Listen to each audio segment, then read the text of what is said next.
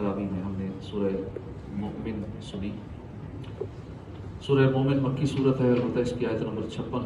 ان الذین یجادلون فی آیات اللہ اور آیت نمبر 57 لخلق السماوات والارض،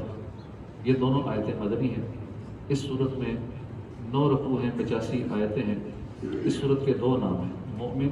اس کا معنی ہے ایمان لانے والے، اور اس صورت کی آیت نمبر 28 میں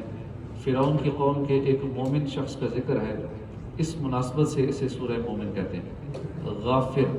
دوسرا نام ہے، غافر اس کا معنی ہے بخشنے والا، اور اس صورت کی آیت نمبر 3 میں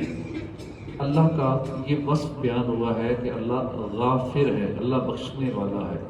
اس وجہ سے اس کو سورہ غافر سے بھی موسوم کیا گیا ہے۔ حضرت ابو ہریرہ رضی اللہ عنہ بیان کرتے ہیں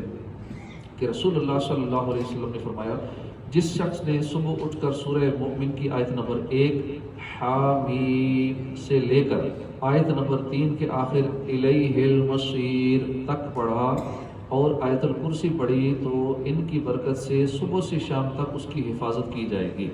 اور جس نے انہیں شام میں پڑھا تو ان کی برکت سے صبح تک اس کی حفاظت کی جائے گی۔ حضرت خلیل بن مرہ رضی اللہ عنہ سے مروی ہے، رسول اللہ صلی اللہ علیہ وسلم نے ارشاد فرمایا، حوامیم 7 ہیں، یعنی حامیم سے شروع ہونے والی صورتیں 7 ہیں، اور جہنم کے دروازے بھی 7 ہیں۔ ان صورتوں میں سے ہر ایک صورت جہنم کے ان دروازوں میں سے ہر ایک دروازے پر جا کر کہتی ہے، اے اللہ اس شخص کو اس دروازے سے داخل نہ کرنا جو مجھ پر ایمان رکھتا تھا اور جو میری تلاوت کیا کرتا تھا۔ حضرت عبداللہ بن مسعود فرماتے ہیں، حامیم سے شروع ہونے والی صورتیں قرآن مجید کی زینت ہے۔ سورہ مومن چونکہ مکی صورت ہے، اس لیے اس صورت کی دیگر صورتوں کی طرح اس میں بھی مرکزی مضمون جو اس صورت کا ہے کہ اس میں اسلام کے بنیادی عقائد میں توحید، نبوت، رسالت، مرنے کے بعد دوبارہ زندہ ہونے پر دلائل کے ساتھ کلام کیا گیا ہے۔ ان عقائد کے منکروں کو عذاب کی وعیدیں سنائی گئی ہیں اور بت پرستی کا رد کیا گیا ہے۔ اس صورت کی ابتدا میں یہ اعلان کیا گیا کہ قرآن پاک اس رب کی طرف سے نازل ہوا ہے جو کہ عزت والا ہے، علم والا ہے، بخشنے والا ہے، توبہ قبول کرنے والا ہے، سخت عذاب دینے والا ہے، بڑے انعام عطا فرمانے والا ہے۔ نیز باطل کے ذریعے جھگڑنے والے کفار کی مذمت بیان کی گئی اور عرش اٹھانے والے فرشتوں کے اوصاف بتائے گئے۔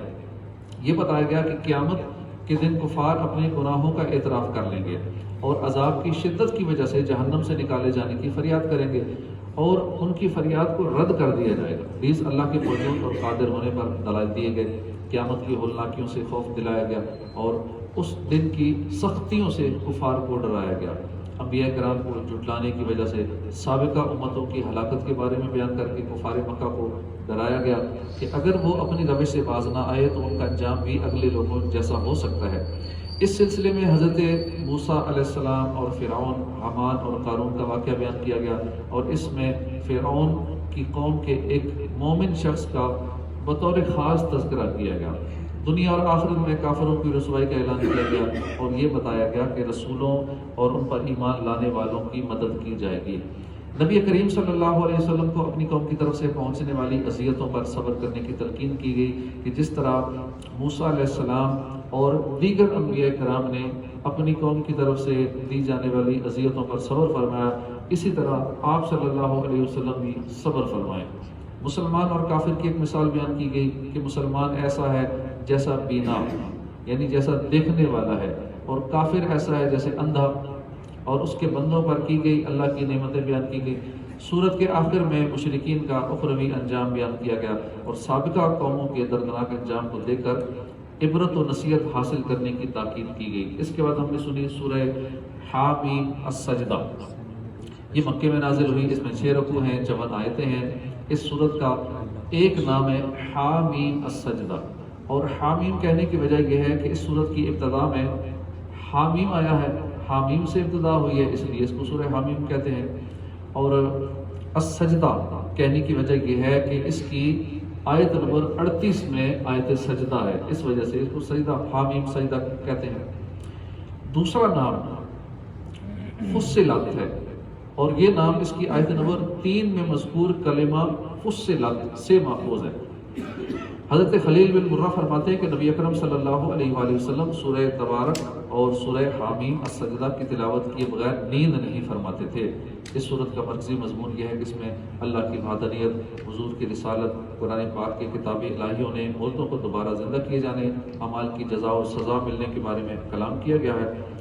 نیز اس میں یہ چیزیں بیان کی گئی ہیں۔ اس کی ابتدا میں قرآن پاک کے اوصاف بیان کیے گئے ہیں کہ یہ کتاب اللہ کی طرف سے نازل ہوئی ہے، عربی زبان میں ہے، اللہ کی قدرت و وحدانیت کے دلائل کو تفصیل سے بیان کرنے والی ہے، خوشخبری دینے والی ہے، ڈر سنانے والی ہے۔ قرآن پاک کے بارے مشرکین کا موقف بیان کیا گیا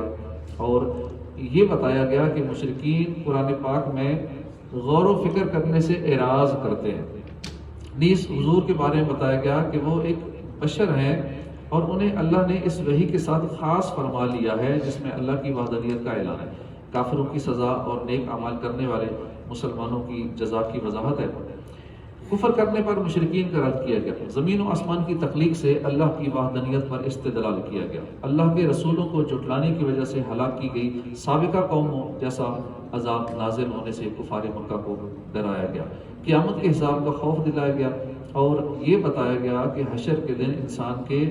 اعضاء اس کے خلاف گواہی دیں گے۔ اللہ کی اطاعت پر صبر کرنے والوں کو جنت کی بشارت دی گئی۔ قرآن مجید کے ہدایت اور شفا ہونے کے بارے میں بتایا گیا اور یہ واضح کر دیا گیا کہ جو نیک عمل کرے گا وہ اپنی ہی جان کے لیے کرے گا، جو برے عمل کرے گا وہ اپنی ہی جان کو سزا دے گا۔ اللہ کی عظیم قدرت اور علم کے بارے میں بتایا گیا، یہ بتایا کہ آسانی ملنے پر فخر و تکبر کرنا اور مصیبت اور سختی آنے پر گریہ وزاری کرنا عمومی طور پر لوگوں کی فطرت ہے۔ اللہ پاک ہمیں شکر گزار بندہ بنائے، مصیبتوں پر صبر کی توفیق عطا فرمائے، قرآن پاک کو سمجھنے کی توفیق عطا فرمائے، آمین بجاہ النبی الامین صلی اللہ علیہ وسلم۔ سورہ ملک۔